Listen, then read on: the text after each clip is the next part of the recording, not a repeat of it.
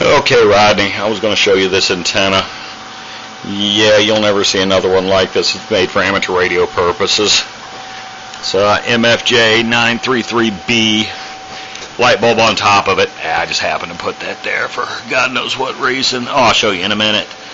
Tuning controls. One controls a load of the actual coax to the antenna. The other one controls the antenna's resonant frequency, which basically it's just a loop of wire, or in this case 5/8 inch copper tubing bent into a continuous loop that feeds both ends of the capacitor.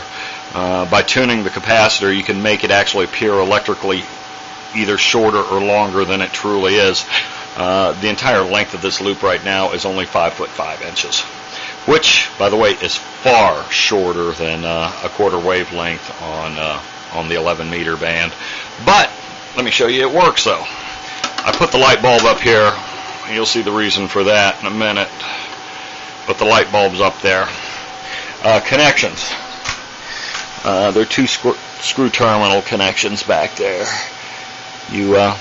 I beat the ends of the copper rod down flat, or the copper pipe down flat, drilled holes in them so they could connect firmly.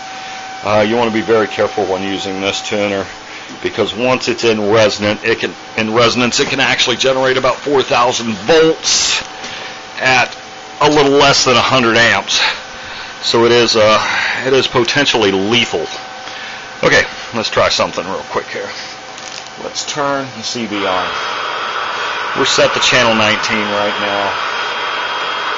I have already tuned it so the SWR is not flat. So let's retune a little bit. Let's take it down just a tab. Now we're a little too high. Up just a little bit. Oops, hold on. I'm going to have to, I can't hold the camera and tune simultaneously. Okay, yeah, that took me a second to get the resonance down there because it's really sharp. Once it's set on one channel, for instance, right now it's set on channel 19, I can probably go 3 channels either direction of 19, but after that I'm going to end up with an SWR of like 2 to 1. So I'm going to have to retune. Now, let's see what happens when I key up and just make a real quick holler. Hello, hello, radio. Testing, testing. 1, 2. Testing, testing, testing. Is there anybody out there on channel 19 I can get a quick radio check from? Now you saw that's a 40-watt bulb, and it's firing that bulb up fairly well. I mean, the bulb's not physically connected to the antenna anyway. It's just picking up the RF energy and re-radiating it. And like I said, right now, running through that loop, you're probably looking at something approaching 100 amps. It is potentially fatal, so nobody should go anywhere near it.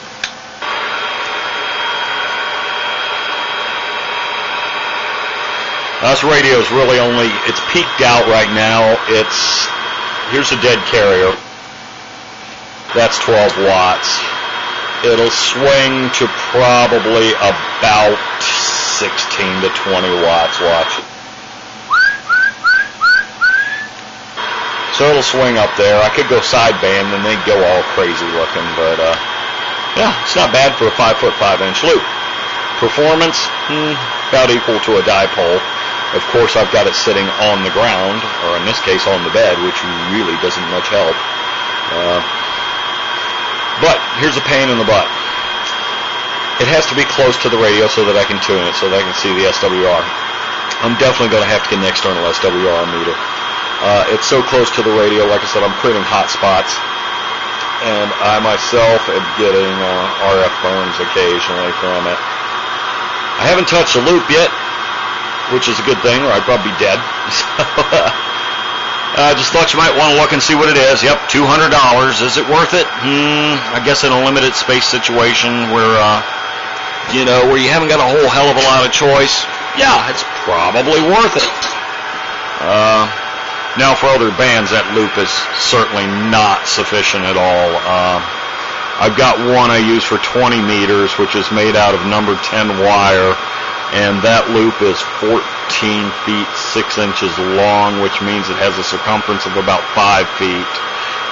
If I wanted to go operate on the 40-meter band, I would need a loop that would be at least 28 feet long, and that would create a circumference of what? Let's see, about 8 feet across. And as you can see, the lower in frequency you go.